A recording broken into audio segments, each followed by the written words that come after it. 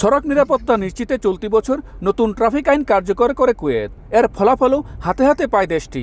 নতুন ট্রাফিক আইন কার্যকর হওয়ার মাত্র ২ মাসের ব্যবধানে প্রায় ৩৪% কমেছে সড়ক দুর্ঘটনার হার। গত বছর জানুয়ারি থেকে জুন পর্যন্ত সড়ক দুর্ঘটনায় মৃতের সংখ্যা ছিল ১৪৩ জন, যা চলতি বছরের প্রথমার্ধেই কমে এসেছে ৯৪ জনে।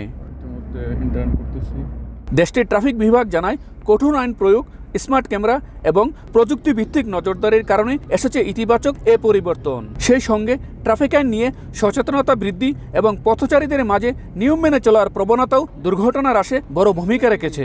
আইন প্রয়োগের পাশাপাশি জনসচেতনতামূলক কার্যক্রম সামনের দিনগুলোতে আরও বাড়ানো হবে বলে জানিয়েছে ট্রাফিক বিভাগ। এমন উদ্যোগকে স্বাগত জানিয়েছেন প্রবাসী বাংলাদেশিরাও। আগে মানুষ ট্রাফিক কানুনটা অত মানত না, তো এখন অনেকটাই কমে আসছে এবং অ্যাক্সিডেন্টও কম হচ্ছে। এখন মোটামুটি অনেকে খুব সতর্কভাবে গাড়ি চালায়। আমরা এখন গাড়ি চালাতে অনেক স্বাচ্ছন্দ্য বোধ করি।